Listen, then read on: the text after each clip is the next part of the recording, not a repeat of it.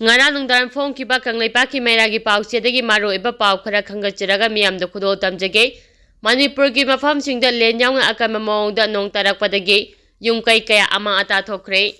ngasi numi yung ba matung pung amaga mini forum taba matamda Manipur gi tunga ba mafam sing da len yaung akam mong da nong tarak padagi yung kaya ama ata kaya thokre hari pawasin hai ngasi akam mong da len yaung taraki ba nong aduna maram oiraga Manipur gi tunga ba mafam sing da laiba yum amadi sangoi kaya jinga jarap sana hoki Moyang makai digi nong laning si amadi len yang tarak kiba nong aduna uwa kaya tek tuna tu tarak padagi gari kaya da nansinduna ama ata thoke amarom da yunggi mapala thamba plastiki polam amadi gamla na chingba kaya ama ata thoke hingol da hoba manama sing kaya paktak ngana mang take mashina laumi kaya kokta khut ha pa haibadu oihale Mashi da sunatuna lambi da chapa gari kaya gi mengsel kai ke kaite kaya gi maksakta kopa jinga kaya ama ata thoan ke Darama karamagi tharum kaya su pangthokpa yan kidre ngasi taraki balen aduna yunggi sumang amade laira konsangda inchi mari muk thana kupsingki len amade nong laning sit yang taraki bangasi gi nong aduna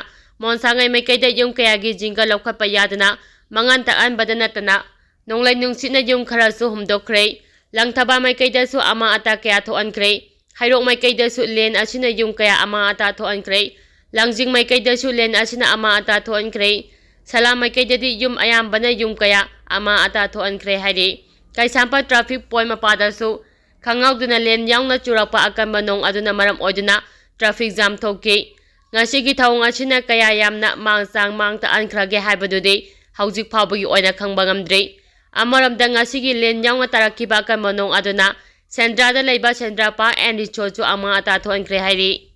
amaram da ngasi nungti pung ani ga me tararom tarapa matam dage Pung ani ga minifu mathoy fawa thawa district ki manung chana leiba wangjin lamding erang bam lai kai dat nong lai nung sina yung kai humdok padana tana achauba len ta duna yung kai kaya ama ata thoan kre hari masina maram odina sufam nongfam lai tringai marak sida asigumba khudong thiba thodok kaya asina lamdam atumda leihauri ba miyam da awaba kaya mayok na re hari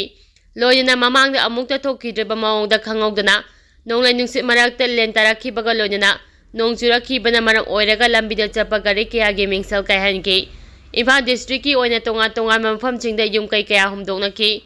lambi shurok singda len taki baduna maram oiraga pungaw ngong na len na than ki laya khulak ta uwate ki baga loyana electric pole sing tek na ki maduna maram oiraga pung ahum lom lak na ki de nong hangkraba matung miyam na kumai amagum lambi lamjaw go tholak tuna len taki ba amadi oiriba phibam ching yeng na bathok na ki Miyam na masa na painariba mobile phone sing putunga duna video kam na ki. Sigunu amadi siraw da BSF lautolaga state security force na mo sinaba haure. Maya paibi imasing na ahing yarek tuna sigunu amadi siraw ngak sa magi tabak chathari.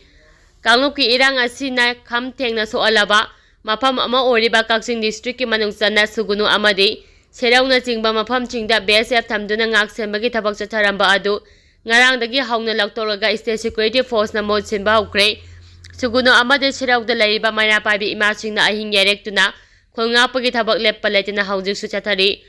pausi asina phangba pauki matung ina suguno bazaga thangna laiba suguno hospital gi mamangda matam kuina der aba BSF ki company ama ngarang mafam adudagi lauthokre aduga makhoi gi mau simba oina nipan suba MR gi personnel kuntraga ni thoirom thamduna amung ngak sambagi thaba paikhat paukre hiramsi gi mari lainana suguno gi khunjama oriba Kaiden Pamresona Pausi Achida Pongdoropagi Matung Inadi. Haujik Langang na Sugunu da State Security Force Sarak Pasi Kidamakta de Mari Lainaba Authority Sing Bataka Pongdo E. Adubu Sugunu Romda Kuki Sing Nangai Hakla Jana no Mai Caption Duna, Landa from Oriba Region Ashidage, Central Security Force Lautoki Bashi Yaning de. Asiguma Region Oriba Mapom Dage Central Security Force in Lautopagi Mohota. Imphal gi zero mind lariba Langaki Asao Sang Singak Shenduna Lariba. Central Security Forcing achi lautoktuna lengaki mathau tariba mafam singda sijinabana hena fagani amaramda cheraungna chingba mafam singda ngak sembagi thabak toramba Border Security Force BSF ki kangu su ngarang dagi lautokpa hogre aduga haujik maming tagi oiba BSF personnel khara lehauri oriba phibam asida lamdam asigi miyamna athuba matamda State Security Force abiraktuna cherau khongak sembagi thabak chathabiu maduna trabadi miyamna leitana leiba ngamloi haina su phongdolagdi Haujik suguna amade siraw da laibra prajam riyam laitana laiba ngamdaba haibadu oiri Matam amada hekta makuki terrorist-singna bom amada nomay kapsunduna landarakpa yabagi akiba laibana haujiksu ahing chupa sugunu amade seraugi maira paibi imasingna laikai gi lairak machinna chingba mafamda ahing tumduna ngak sembagi thabak chathari chairak asida khulngapagi thabak tawriba khonja volunteer sing combing operation chatharaga phagakani haiba wafom khara ngangna batarakpadagi maira paibi ima ibel singna khul manungda changduna combing operation tawba yaroi habagi athingba thamli loijana ngak sembagi thaba aduki matik kangkhatkre hari relief camp da laiba sing masa gi mayumda hanjinaba thabak pakhanaba lengakta wafam thangkhre governor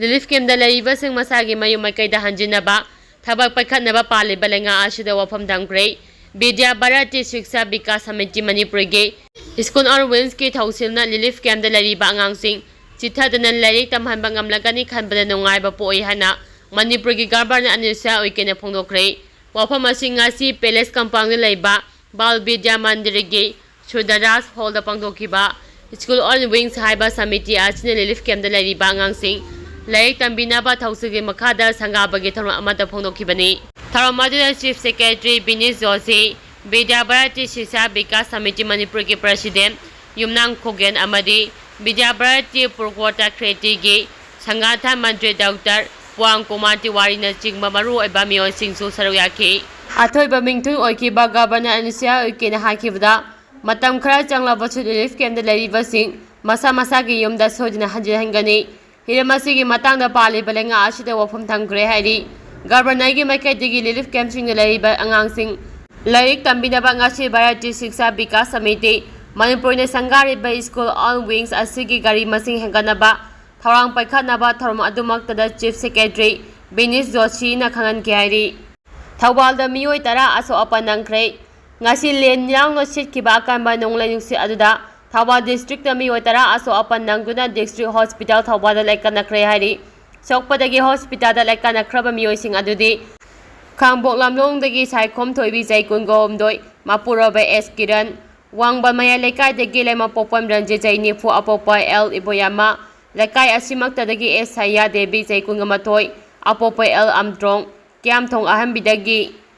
Laisram Surchandra apopa El Sauba Uyong Makha Laikai Sapam Jiran Jai Taraganithoi apopa Jayanta Hairo Part 2 dagi Mayangbam Ibena Devi apopa El Sobon Papal Maya Laikai Sapam Bihari apopa Eskula Sangayim Fam dagi MD Nawar Khan Jai Kungamapan apopa MD Rafi Laikai Asimakta dagi MD Akbar Jai Kuntragamari apopa MD Fariyuddin amadi Khangbok Maya Laikai Kundrak Pambire Jai Nifuga Homdoi apopa ki aisaba kawi hairi soglaba Miyoi sing adu kai hena khudong thuningai di oide hairi